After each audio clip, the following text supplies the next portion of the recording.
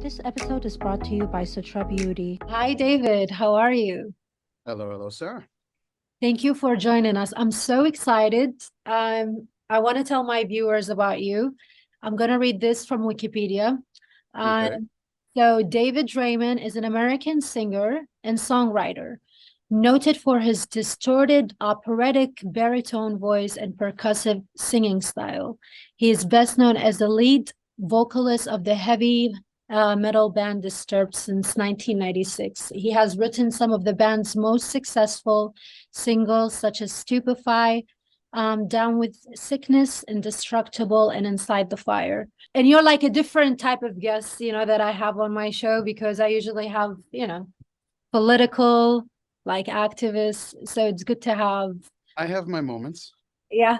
No, I've seen your moments, and one of the things like I saw on your Twitter, and it's one of the things that actually made me consider and want to bring you on the show, is that I saw your pin tweet and it's so beautiful. I want to read it and then I want to ask you about it. Sure. So your pin tweet, it says, "I'm not a Republican, not a Democrat. I'm a humanist." I love that. "I believe in human freedom, autonomy, and progress. I embrace science and reason rather than revelation, though I try not to judge others based on their own personal belief. And I believe with all my heart in the healing, redeeming, and therapeutic power of music and the connection it creates between all people. So let it be written, let it be done." So beautiful. Thank you. So what inspires that? Well, I mean, we're both living in a world that has polarities pulling it apart. You have people on opposite sides of spectrums using every advantage they have and every opportunity they have and any chance they can possibly get to attack each other. That's true. I've never seen anything like it in my life. I mean, I've never seen people be so addicted to finding outrage, addicted to finding a reason to get angry. And don't get me wrong, there are plenty of legitimate reasons in this world to be angry. There are plenty of legitimate things to be angry about. But one thing that the pandemic did to all of us is it isolated us, and isolation can breed a very, very special type of insanity. And I think all of us went down our respective rabbit holes and into the conspiracy world and tried to find a reason and an explanation for why all the bad things in our lives were happening to us. And people, depending on their respective political affiliations, were pulled even further in those directions. And now what we're dealing with is a hyper polarized, hyper agitated, hyper defensive society that is, exploding, not set to explode, currently exploding. So it's shocking to me. But the end of that statement, where I talk about what music does and how it is this cohesive, binding, therapeutic force for people, I get to see it on a regular basis.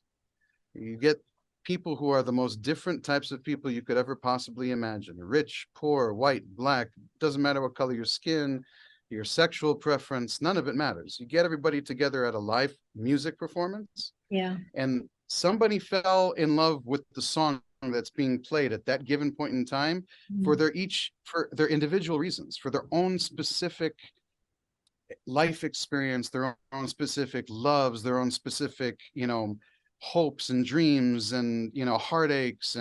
But that song and that melody and that message and that moment unites thousands, millions of people all at once. And suddenly all the things that divide us, all the politics, all the bullshit, it melts away, and people can look at each other and realize their shared humanity. It's the greatest blessing that I have in my life, except for my son. Wow. That's amazing. I wonder, when did you realize that, or why did you pick music, and when did you realize you wanted to become a musician? Music picked me. I didn't pick music. You know, I think that all of us have frequencies that resonate within us. Mhm. Some people have an affinity for mathematics, some people have an affinity for science, some people have an affinity for sports or whatever it may be. For me, my affinity was always music, ever since I was a very little boy. And it it called to me. I was singing since I was tiny. I was singing with my grandparents and my parents at the Sabbath dinner tables, and I was the leader of the congregation in prayer. I was trained as a cantor as a Oh, young man. wow. Yeah. From that's where I got my original training as a singer, was learning to lead the Jewish congregation in prayer as a Oh, cantor. amazing. I Yeah. didn't know that. Wow. I read a little bit about your childhood, and you had insane, like, growing up, like your experience, your childhood, going into like a lot of trauma in Yeah. there. And it's funny, you know why? Because like I was reading about you, but I felt in some ways like we were similar, you and I. Even though you were born in the United States, you had your own issues. But I remember I read something about you basically when you went to Orthodox school and you Yeah. had your issues there. And that reminded me when I was a kid, and when I had to change 3 schools because of this issue. You know, like me speaking my mind, not conforming like with society. Um, Imagine like one of the times I actually was expelled and I had to switch schools because I was listening to Green Day, and I brought my cassette recorder to school, and I was listening, you know, and I was translating to my friend, you know, what they're saying. And then one of the teachers, like one of the girls told the teacher, and she was like, oh, she's listening to people who worship Satan, like it's satanic Oh, music. And I'm like, oh my God. And they literally, they started this whole thing about me that I'm satanic. And I was attacking them because they were like too oh, religious. me too. There you go. So I read about that and I'm like, okay, I can see that, you know. Yeah, yeah. But I wonder, like, you know, when you went through all of that, um, did it change your belief about your religion? You're Jewish. Do you practice Judaism? I'm a No. horrible Jew. I don't really Might be the practice right much. amount. You don't know. Well, look, I have great respect for my heritage Mhm. and my family's legacy and our history. And you know, I'm a very proud Jew. I'm a very vocal Jew. I have no compunctions about it. But as far as religion specifically is concerned and practicing it, I'm about as secular as they come. You know, I Yeah. mean, I'm a horrible pork eating, non-Sabbath observing Jew. So it's, I, but I have a love of my people and a love of our heritage and a love of my family. And that really is what I think will end up counting.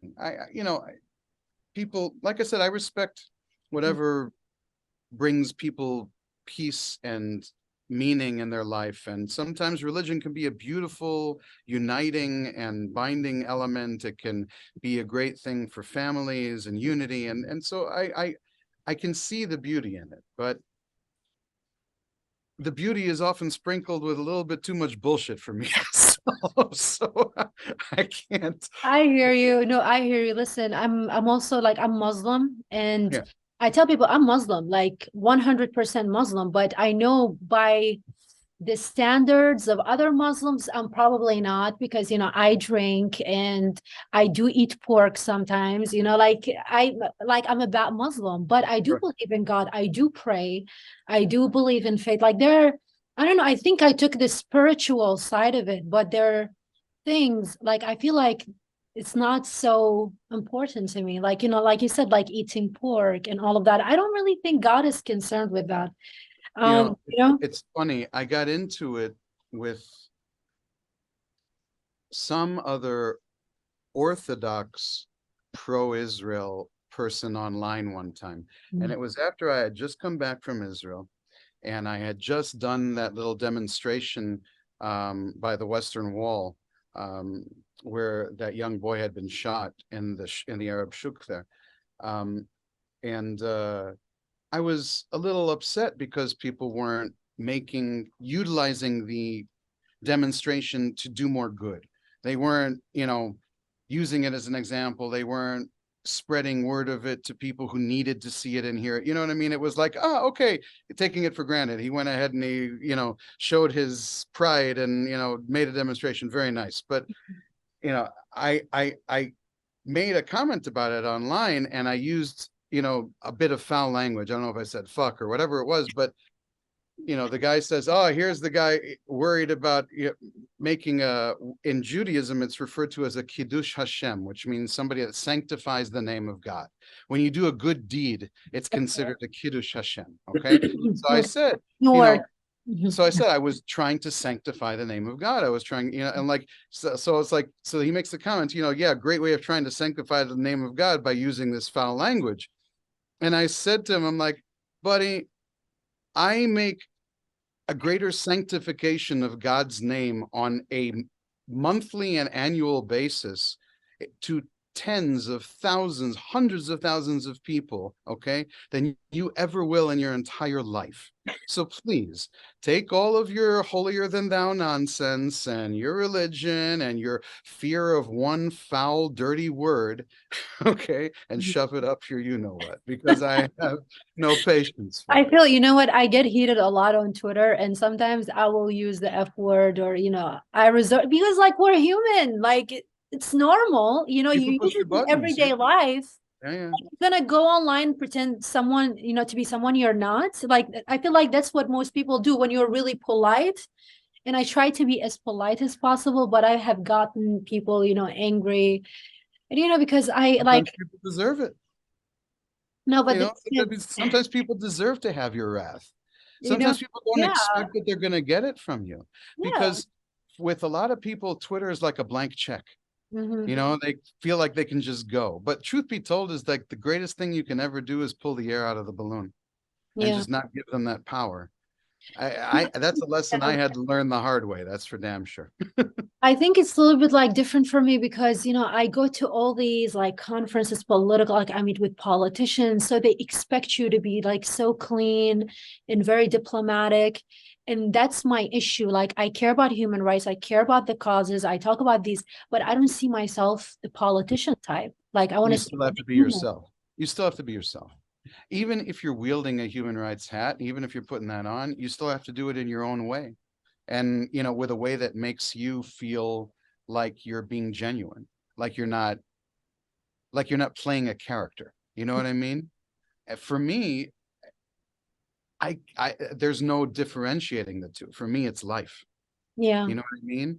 And so when I've been in similar situations like the ones that you're describing, look, nobody needs to let profanity fly all the time. There's a place and time for it. Yeah. And even the most devout person and the most righteous person in the world lets their, humanity slip every once in a while. It's okay. Yeah. But at the end of the day, your good deeds and the impact that you are making as someone, coming from Iraq, somebody who is Muslim, is massive. It's huge. So don't ever underestimate it. You're making a massive contribution. Thank you. I hope so. Because, even though like a lot of times I do speak, as an Iraqi, as Muslim, but I know that there are not many people, like there are fewer people like me, like the majority thinks differently. The majority, like there's a reason, I came to the United States. I always tell people that, I didn't feel home in my own home, which is like the worst feeling, I felt lonely, like growing up there, I didn't understand people. Like I understood the culture, okay, like all of that, but it didn't make sense to me. A lot of the things didn't make sense to me. So I definitely I found home here in California, and, like the rest of Angelinos. You digging it? Yeah. Yeah. I lived in LA for a while. I had my time. It was enough. Why? I want to hear. Why is that? Well, how long have you lived in LA? Oh, I've been here since 2010. Okay, so quite a while. Yeah. All right. So LA has got some amazing people, Mhm. but it's got a culture that I feel is very parasitic. Mhm. In other words, it's always about what you can do for the person next to you. It's always about what they can gain from being associated by you. It's always about what door that befriending you will unlock for them. And that's what I couldn't handle. I was used on a regular basis, Mhm. by friends, by colleagues, by whatever. And That's you true. spend, there you go. You Yeah. spend like, 4 or 5 years trying to get LA dialed and getting to understand where you go on what night and what to do and who to talk to and how to get in here and there. And by the end of it, everybody's using you for all the connections you made and you feel like shit. And it's just, it unfortunately, Miami isn't that much better. I hate to tell you, but it's, you know, But the weather, maybe. Yeah. oh, I can't be mad about that. It's beautiful right now. Yeah. Right now we're being spoiled. So No, I can see like you're sitting outside and it Mhm. seems, like it's cold outside right now and windy and cold. Like, look what I'm wearing, you know? And it was raining for like crazy for a while there too, with flooding and all this. You never know what's going to happen in California. I swear to God, a fire, a flood, a drought, depending on the I day. don't know. I have like this toxic relationship with LA, you know? Like I love it and I hate it at the same time, you know? There's a I don't lot to know. love. There's a lot to love. I mean, Yeah. I liked so many parts of my living there, but at the end of the day, parts of it can eat you alive, can kind of suck up your soul a little bit. So be careful, guard that soul of yours, please. No, believe me, I try like I'm a person of habit and like I don't go out much, to be honest with you. I go out very little. I like to spend a lot of time like doing walks on my own, and if I have some time I will meet with like few close friends. That's it. Like I'm a person of habit and I try to stay away from the LA scene. And Good for people you. they always they tell me like, why do you even live here? Like I like the rain, and they're like, maybe you should go like somewhere else, and I'm like, yeah, maybe in the future, I don't know. Mm. But it's been my home. Like I made, some good friends here. So I feel connected. I feel like I have, That's really all you need. That's really yeah. all you need. If you have a few good friends, Mhm. that makes the difference anyway. Yeah. Yeah. No, it feels like home whenever I travel around. But I wanted to ask you something since you said, you feel like you're not religious, but like when I read you've went through like, some trauma, like, especially this song Inside the Fire. You want to tell us the reason why you wrote that song? Sure. So I was going to school at a seminary in Milwaukee, and I met a girl and I was a sophomore at the time, and I met a freshman at Northwestern University through a friend of mine that lived across the street. Mhm. And I wasn't even allowed to date. I wasn't allowed to talk to girls, but Why? snuck out, went to a party. Orthodox Oh, religious okay. Okay. schools didn't allow you to do so. It was only boys, no girls, no, Mm. no, no,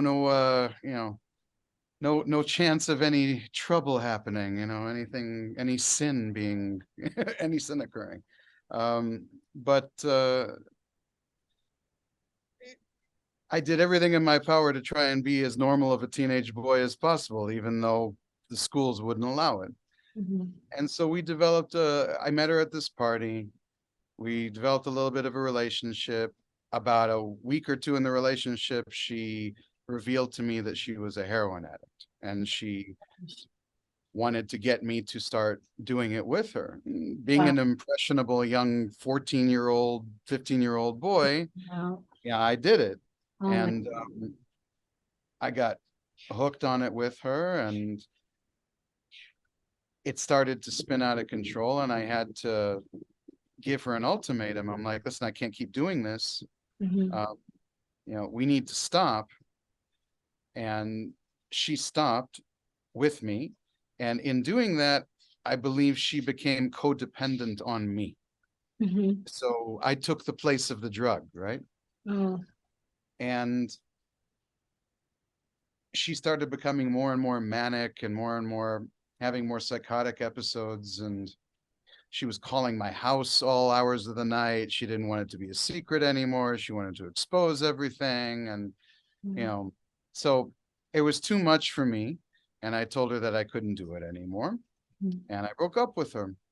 And I ended up leaving to a different boarding school.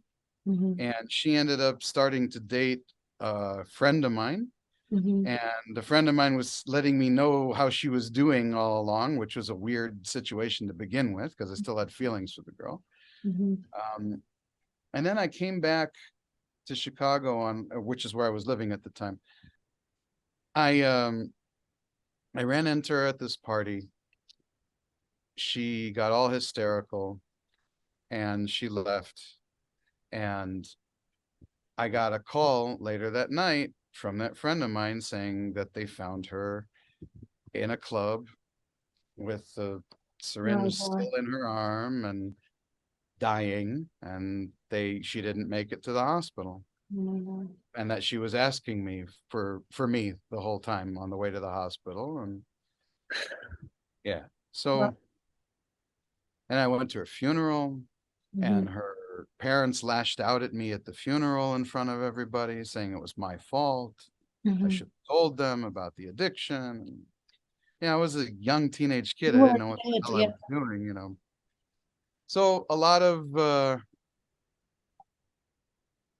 of therapy Mm. and a lot of nightmares and you know a lot of healing. I want to ask you, I saw that you tried to commit suicide because of that incident, or you No, thought no, of no, committing no, no, no. I suicide, thought or I thought about it. okay. That's what the song is about, Mm-hmm. right? So the song is about me having the vision of Mm-hmm. the devil talking to me, sitting Mm-hmm. on my shoulder, telling me that I should take my life as well so that I could still be with her. Wow. So I want to tell you, so when you were going through all of that, did you feel like religion or being brought up as Jewish, did that have any impact on you? Like, to uh, to help Sorry. you go through the trauma? No, no. If anything, it made Like, things worse. really? Yeah. That's interesting. Jewish guilt is a hell of a thing, and everything I had did was supposedly very, very wrong, Mhm. right? And so there wasn't, Judaism couldn't comfort me. It couldn't. Not No, the idea of God or anything. no, no, because the What then idea, what pulled you through? How did you? I had a very dark period for a long time. I had a moment of clarity. Mhm. Um, so for that whole rest of the time, I dabbled with hard drugs throughout the rest of high school. Um, and when I was 18 years old, on New Year's, I woke up underneath a car Mhm. in the middle of downtown Chicago on New Year's Day, Mhm. just my jeans and that's it. I had no shirt, no shoes, Wow. no wallet, no phone, Ugh. freezing.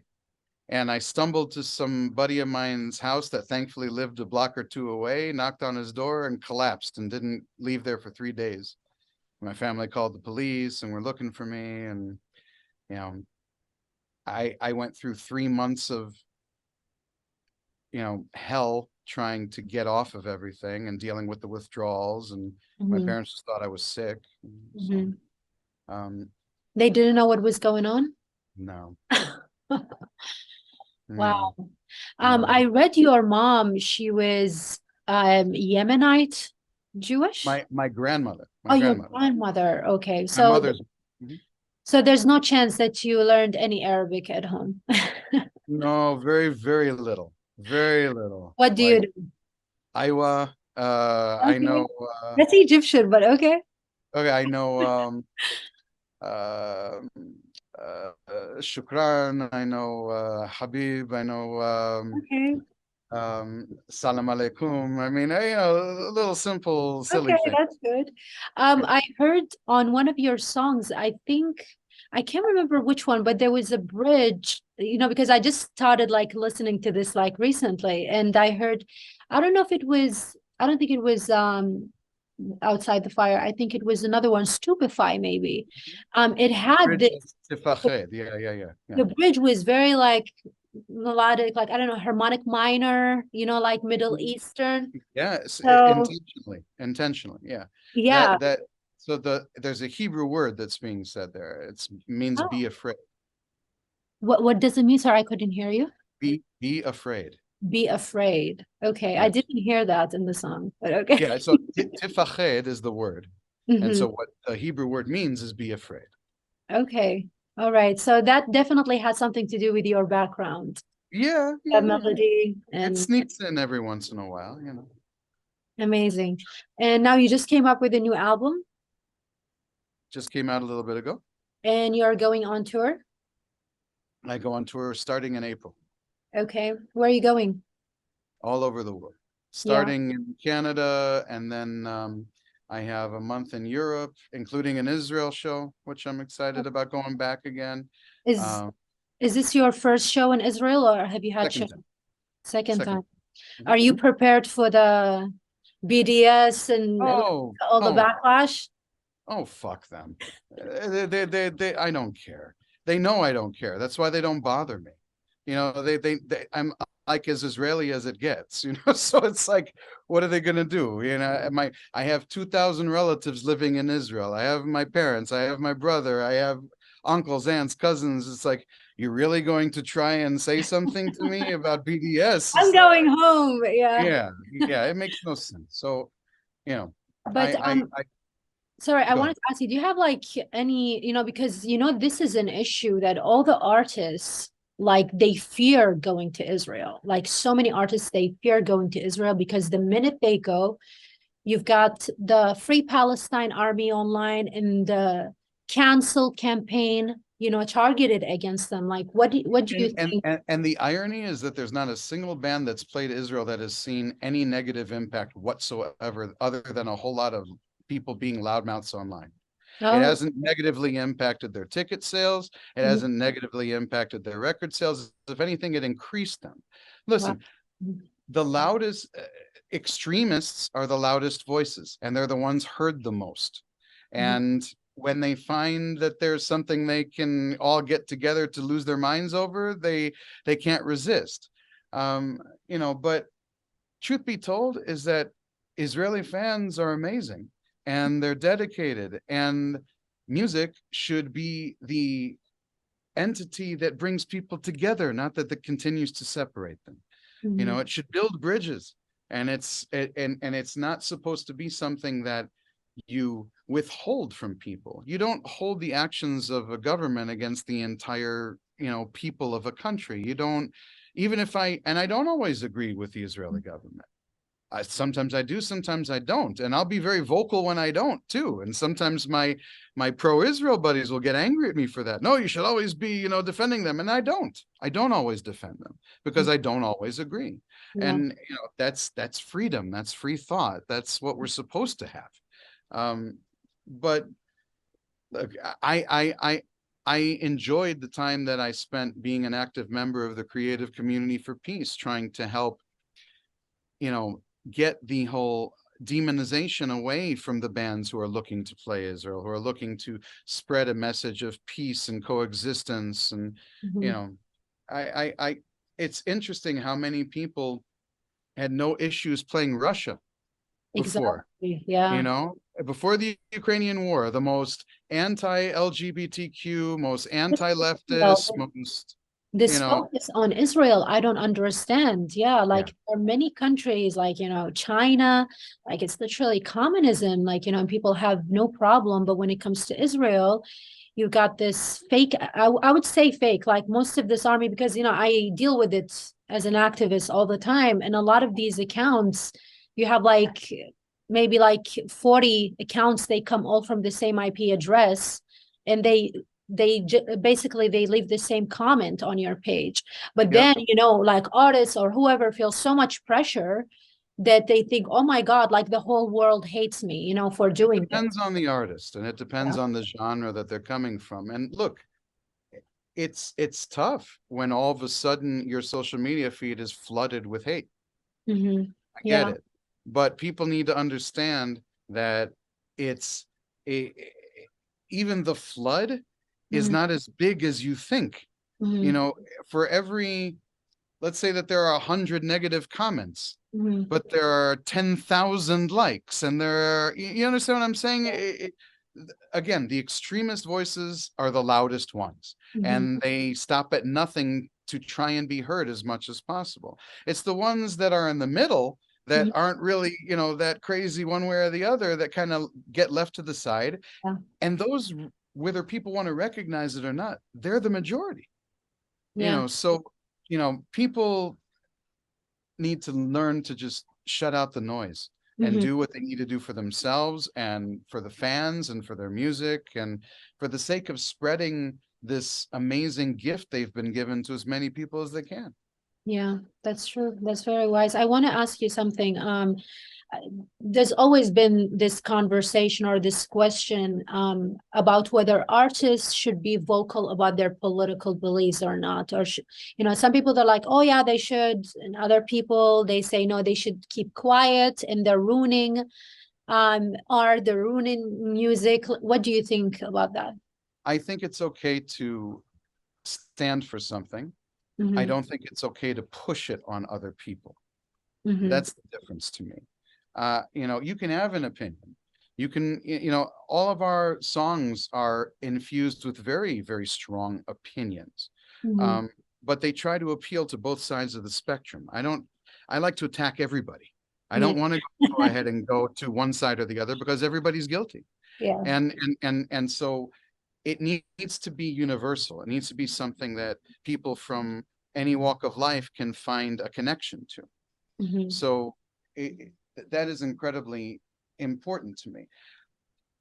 People who, you know, try to use their platforms Mm-hmm. to push for one political, you know, candidate or another in elections and stuff like that, you'll never see me do anything like that.